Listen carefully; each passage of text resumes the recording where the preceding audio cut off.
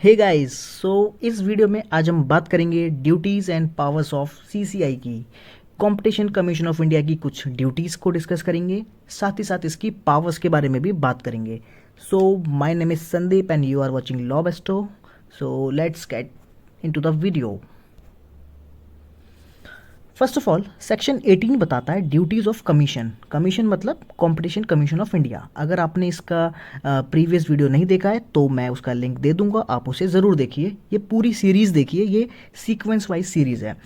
Now duties of commission, कुछ commission को अपनी कुछ ड्यूटी निभानी पड़ती है। वो ड्यूटी कौन कौन सी है तो देखिए, सेक्शन 18 कहता है that commission shall be duty bound to eliminate practices having adverse effect on competition. उन सभी प्रैक्टिसेस को ख़त्म करेगा कमीशन जो कि कंपटीशन पे एडवर्स नेगेटिव इफेक्ट डालती है।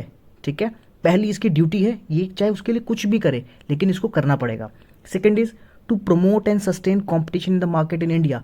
इंडिया की मार्केट्स में कंपटीशन बना रहे और उसका प्रमोशन होता रहे, ये इसकी ड्यूटी है कि ये सब चीज़ें करता रहे। इसके लिए प्रमोट एंड सस्टेन करेगा कंपटीशन को। Third point is to protect the interest of the consumers. Consumers मतलब हम लोग, हमारा इंटरेस्ट प्रोटेक्ट कौन करेगा मार्केट में, इकोनॉमिक मार्केट में? Competition commission of India. Next is to ensure freedom of trade. Freedom of trade बना रहे, carried on by other participants in the markets in India. जितने भी पार्टिसिपेंट्स हैं सबको फ्रीडम ऑफ ट्रेड की opportunity मिले, ये एंश्योर कौन करेगा? कमीशन करेगा। तो ये चार इसकी ड्यूटीज़ हैं जो कि सेक्शन नंबर 18 से निकाली गई हैं। नाउ अब इसकी कुछ पावर्स हैं। अब देखिए, पावर का ना कोई सेक्शन नहीं है कि ये सेक्शन है लो भाई पावर, नहीं। अलग अलग सेक्शन में अलग अलग पावर्स ड्राइव की गई है और फिर उसको मैंने यहाँ पे आके थोड़ा सा कंक्लूड करने की कोशिश की है। फर्स्ट पावर हम बोल सकते हैं कि सीज एंड डिजिस्ट पावर। अब देखिए, रोकेगा और मना करेगा किसी काम से। कैसे? समझो, direct such enterprise to discontinue and not to री एंटर सच एग्रीमेंट और discontinue such abuse of dominant position as the case may be. अब अगर आपने इसकी ड्यूटीज़ ध्यान से सुनी, इसका काम था कि कंपटीशन बना रहे और कोई भी एंटी कॉम्पिटिटिव प्रैक्टिसेस मार्केट में ना हो पाए। अगर मान लो हो रही है तो अब क्या करेगा? अब इसकी पावर है, रोकने की पावर है। वहाँ पे ड्यूटी थी, अब वो चीज़ एक स्टेप आगे आके पावर बन जाएगी। अब ये क्या करेगा कि डायरेक्ट कर देगा, भाई जिस एंटरप्राइज ने ऐसा काम किया है कि कंपटीशन पे इफेक्ट पड़ेगा इंडिया की मार्केट्स में, तो उसको डायरेक्ट कर देगा कि आप ये काम डिसकंटिन्यू करो और इस काम में आप दोबारा मत आना, एंड नॉट टू री एंटर सच अग्रीमेंट, ऐसा काम दोबारा मत करना, नेगेटिव वाला। और ये भी बोल सकता है कि डिसकंटिन्यू करो इस अब्यूज़ ऑफ डोमिनेंट पोजीशन को। अगर किसी की अब्यूज़ ऑफ डोमिनेंस पाई गई है तो उसको भी डिसकंटिन्यू ये करा सकता है। Now second is impose penalty. अब ये पेनल्टी भी लगा सकता है। लाइक कैसे? सेक्शन 3 एंड 4 अगर वायलेशन होता है 3 एंड 4 का, 3 एंड 4 क्या है? एंटी कॉम्पिटिटिव अग्रीमेंट पाया जाता है या फिर अब्यूज़ ऑफ डोमिनेंस पाई जाती है, तो पेनल्टी की पावर है not exceeding 10% of average relevant turnover. अब ये वर्ड को आप देखिए, एवरेज रेलिवेंट टर्नओवर, इसको मैं नेक्स्ट स्लाइड में एक्सप्लेन करूंगा। यहाँ पे सिर्फ आप इतना समझिए कि उस एवरेज रेलिवेंट टर्नओवर जो भी होगी ना, उसका 10% of last preceding 3 financial years to each party. हर एक पार्टी पे 10% से ज़्यादा नहीं लगा सकता उसके एवरेज रेलिवेंट टर्नओवर का, सेक्शन 3 एंड 4 के वायलेशन पे। अब सेक्शन 3 क्लॉज 3, अगर आपको पता है कि सेक्शन 3 क्लॉज 3 क्या होता है तो वेरी गुड, नहीं पता तो आप ये वीडियो देख सकते हैं, मैंने बनाई हुई है सेक्शन 3 के ऊपर। अगर इसका वायलेशन होता है तो यहाँ पे एक एडिशनल पनिशमेंट आ जाती है, वो देखिए क्या है? नॉट एक्सीडिंग 10%, ये तो ऊपर वाला बिल्कुल सेम है, और up to 3 times of profit made in each year of contribution whichever is higher. मतलब 3 गुना तक जितना भी उन्होंने प्रॉफिट कमाया है एंटी कॉम्पिटिटिव अग्रीमेंट करके, उसका 3 टाइम्स।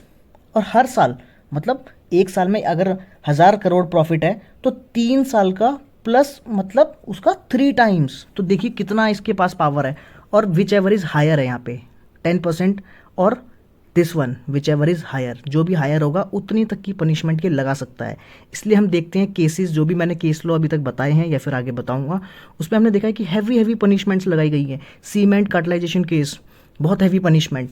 तो ये सब चीज़ें पावर कहाँ से आती है?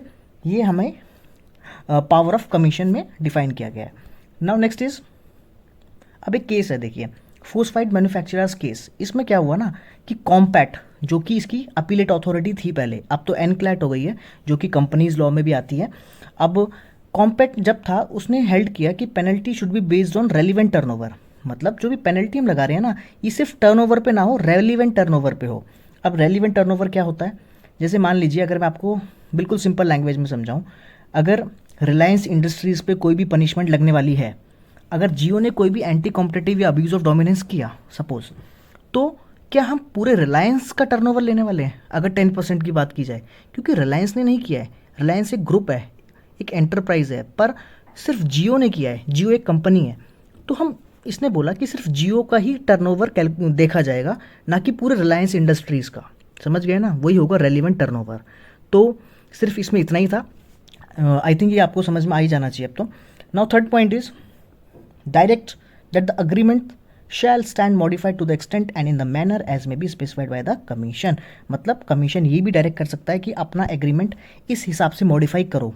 अगर वो अब्यूज़ ऑफ डोमिनेंस पाई जाती है या फिर एंटी कॉम्पिटिटिव अग्रीमेंट कुछ भी पाया जाता है, तो वो उन कंपनीज़ के एग्रीमेंट तक को चेंज करवा सकता है कि आपके बीच में पार्टनरशिप है या कुछ भी है, तो आप इसके एग्रीमेंट को ऐसा करो। या फिर जैसे एक केस में पाया गया था कि रैनबैक्सी, आई थिंक रैनबैक्सी में रैनबैक्सी और का जब मर्जर हो रहा था, तो उसमें पाया गया सन फार्मा के साथ कि ठीक है मर्जर करना है, कोई इशू नहीं है, लेकिन जो ये 3 मॉलिक्यूल्स थे, कहा कि इनको आप पब्लिक कर दो। पब्लिक मतलब किसी थर्ड पार्टी को आप बेच दो, बिकॉज अगर आपका मर्जर हो गया और ये 3 मॉलिक्यूल्स आपके पास रह गए, तो आपका इसमें हो जाएगा डोमिनेंस, एंड देन आप अब्यूज़ ऑफ डोमिनेंस कर सकते हो, बिकॉज आप सबसे बड़े प्लेयर हो मार्केट के।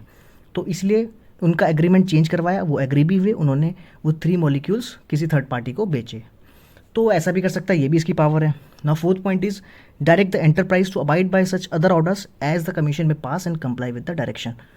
कोई और भी ऑर्डर दे सकता है, कोई इशू नहीं है, and pass any such order और इशू डायरेक्शन एज इट में डीम फिट। तो ये 5 की 5 इसकी पावर्स हैं, काफ़ी इंपॉर्टेंट पावर्स हैं, सारे के सारे केसेस पावर्स पे ही बेस्ड हैं। कहीं ना कहीं पावर में हमें पता चलता है कि कितनी हैवी पनिशमेंट्स ये जो CCI है या फिर एनक्लैट है, अब ये लगा सकते हैं। आई होप आपको ये वीडियो समझ में आया होगा। चैनल को सब्सक्राइब कीजिए, वीडियो को लाइक कीजिए। Thank you so much, bye bye.